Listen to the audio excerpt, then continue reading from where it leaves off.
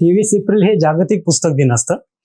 तर मी माझ्याकडे ना काही जे माझे जे मित्र आहेत त्यांनी मला एक फोटो आणि त्याच्यात कंटेंट पाठवलं होतं.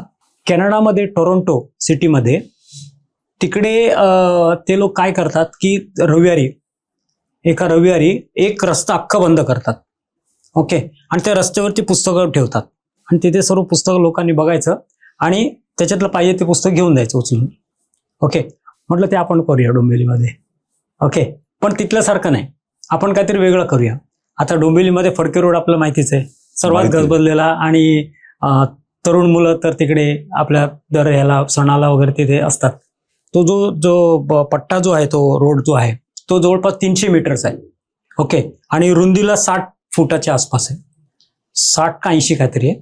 तर तेवढा रुंद आणि एवढं 300 आहेत.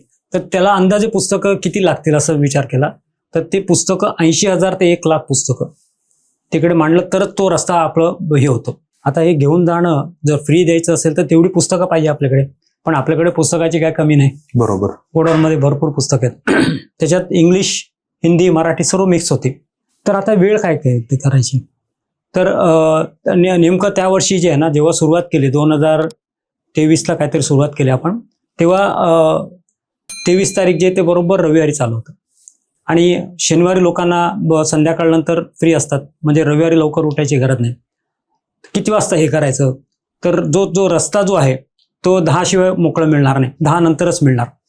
आणि 10 नंतर मिळणार, नंतर मग आपण किती ते किती टायमिंग ठेवायचं ते मी विचार केला की आपण पहाटे 5 ते सकाळी 10 पर्यंत, म्हणजे 5 तास फक्त उघडं ठेवायचं.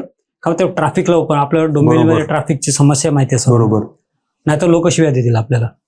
म्हणून म्हटलं 5 ते 10 फक्त ठेवूया, असा मी विचार केला. आणि मी लोकांना सांगायला सुरुवात केली. सर्वांनी मला वेड्यात काढलं, का 5 वाजता तुझ्याकडे कोण येणार आहे पुस्तक बघायला. ओके. तर म्हटलं येतील, ज्यांना यायचं त्याने येतील. विचार कर की हे सक्सेस होणं आपल्याकडे खूप कठीण आहे. आणि काही लोकांनी म्हटलं होणारच नाही. म्हटलं ठीक आहे, तरी पण करून बघूया. आणि हे पुस्तकं मांडण्यासाठी एवढे व्हॉलंटियर्स कुठून येणार. म्हटलं आपले स्टाफ आहेत, स्टाफ तेवढ्याने होणार नाही. आपल्याला काय करायचं, 10 वाजता हे मिळालं तर कार्पेट वगैरे टाकून 12 वाजेपर्यंत ते होईल. 12 ते 5च्या दरम्यान एवढी पुस्तकं कशी लावू शकतो.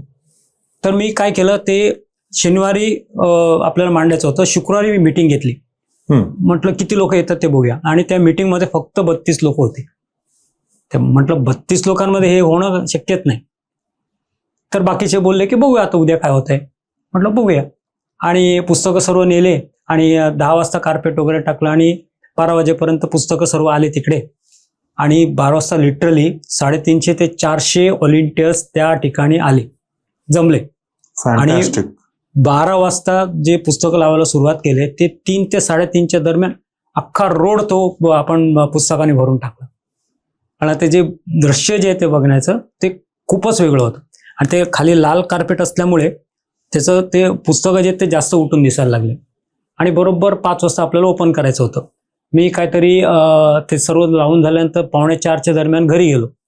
आणि घरी जाऊन मी येताना थोडंसं उशीर झाला मला, म्हणजे मी 4:45ला चालू करायचं ना, आपण 4:45ला जाऊया. पण येताना बघतो काय, 100 लोक लाईनीत उभे आहेत ऑलरेडी. किती वाजता, 4:30 4:45च्या दरम्यान. ओके. ते बघून मी जाऊन खुश झालो. ओके. 5 वाजेपर्यंत ती लाईन अजून वाढली. 5च्या आधी आपल्याला चालू करायचं नव्हतं. आले लोक यायला लागले आणि हळूहळू गर्दी वाढायला लागली. गर्दी एवढी झाली की 10 वाजेपर्यंत जवळपास पहिलंच वर्ष होतं, 6,000 लोक आले होते. आणि 6,000 लोकांनी एक एक पुस्तक घेऊन गेले. म्हणजे त्या ह्याच्यातले जे मांडलेले होते त्याच्यामध्ये 6,000 पुस्तकं आपण देऊ शकलो. आणि हे बघण्यासाठी जी लाईन होती, म्हणजे गणपती मंदिरचं जे एंड आहे आपल्या डोंबिवलीतलं, तिकडून ब्राह्मण सभेसम म्हणजे जवळपास 600-700 मीटर लोक लाईनीत उभे होते. आणि जेव्हा 10 वाजता आपण बंद केलं ना, तेव्हा सुद्धा 200-300 लोक होते. पण कोणी काही बोललं नाही. बंद म्हटल्यानंतर आपापल्या घरी गेले. आणि ज्यांना पुस्तकं मिळाले ते सर्व खुश होते. ह्याचं मागचं कारण काय माहितीये का, की जे 6,000 लोक पुस्तकं घरी घेऊन गेले ना, त्याच्यातले 10% म्हणजे 600 लोक जरी पुस्तक वाचायला लागले तर तो एक खूप मोठा वाचक वर्ग तयार होतो. बरोबर. हा त्याच्या मागचा मेन उद्देश होता. बर बर बर.